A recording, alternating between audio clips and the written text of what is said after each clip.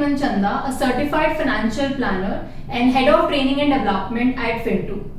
I welcome all of you to the second episode of WOW series, that is Wednesday on Wealth. In this series, we will help you to decide the best investment product for yourself. In the very first episode, we discussed about top 3 SIPs for long-term wealth creation.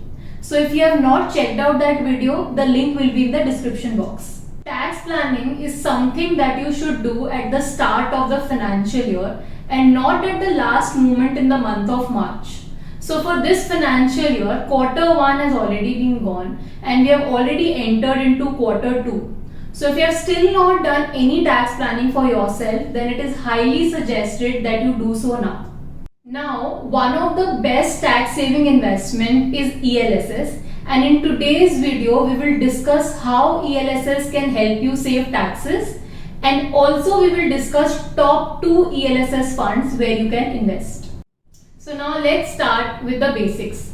What is ELSS?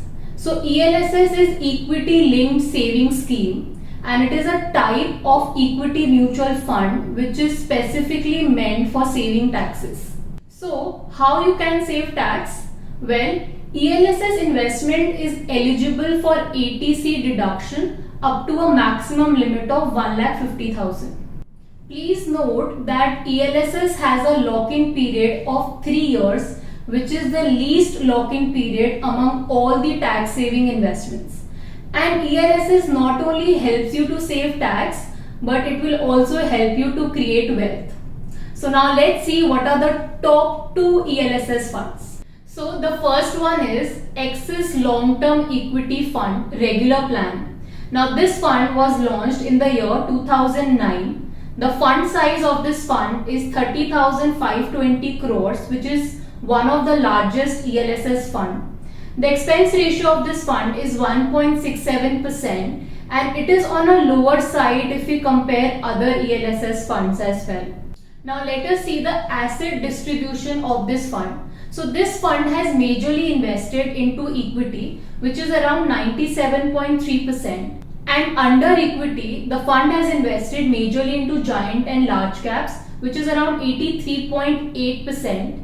Mid cap is just 14.71%, and small cap is minute 1.49%. Apart from equity, it has debt exposure of around 2.3% and remaining 0.5% is in cash. If we talk about the sector exposure of this fund, then the top 4 sectors in which this fund has invested are financial sector, which is at 32.12%, services sector, which is 14.36%, technology sector, which is around 10.78%, and automobile sector, which is at 9.95%.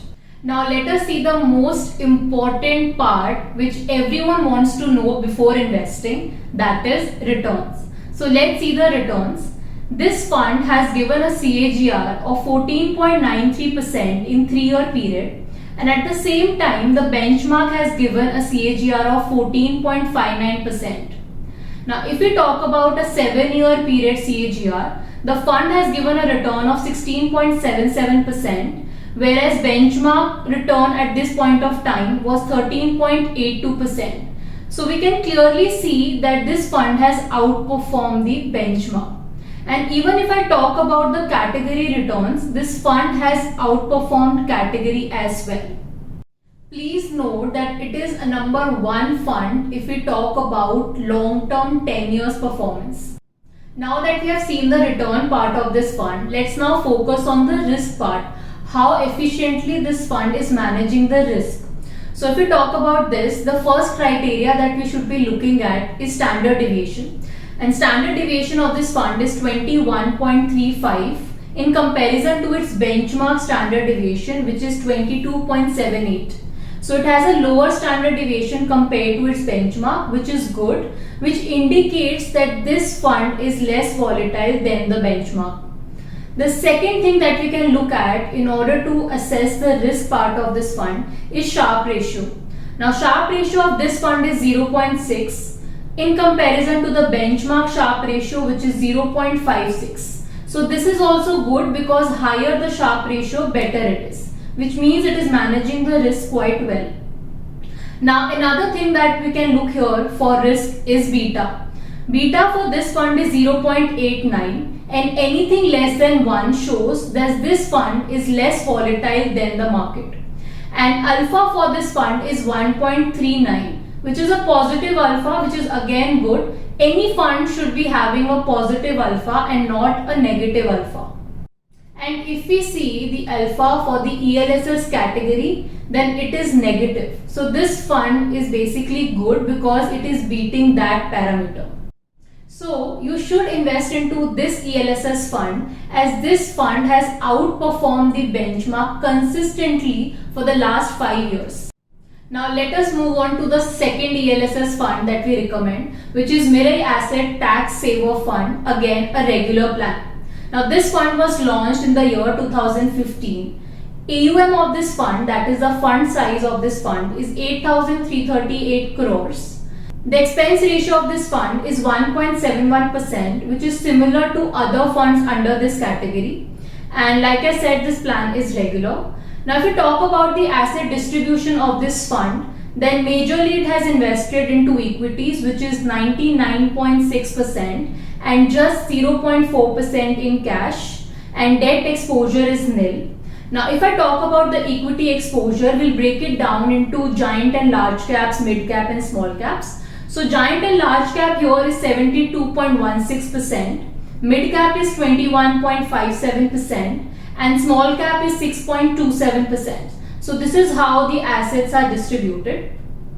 The next thing that we can focus on is the sector exposure. So the top 4 sectors in which this fund has invested into is financial sector, which is around 35.11%, technology sector, which is 11.56%, automobile sector, which is around 7.33%, and 7.14% in energy sector.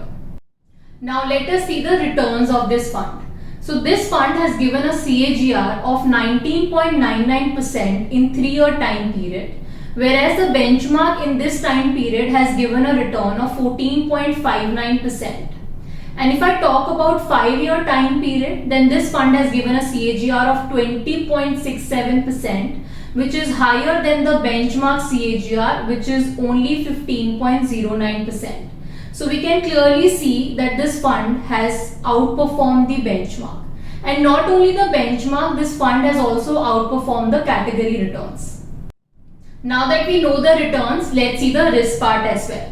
So the first one is standard deviation. So standard deviation of this fund is 22.69, which is lower than the benchmark standard deviation of 22.78, slightly lower.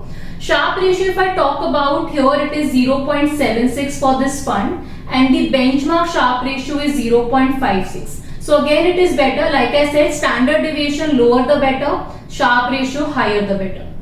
Now if I talk about beta is 0.99, which I can say it is close to 1 only, which means it has a volatility which is similar to the benchmark.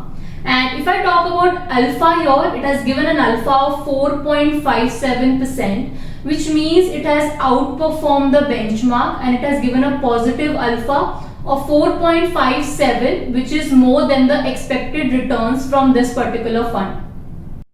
Looking at the Sharpe ratio and alpha, this fund is one of the top performing funds under ELSS categories, which means along with giving higher returns, this fund has also managed the risk part quite well.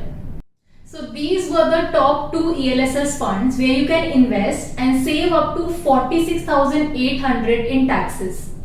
Also please note that if you are investing into an ELSS fund through SIPs, then each SIP gets locked in for next 3 years. I hope this video was helpful in selecting the best ELSS fund for you. And if you have any further queries, feel free to get in touch with our finance experts. And for more such videos, do subscribe to our channel.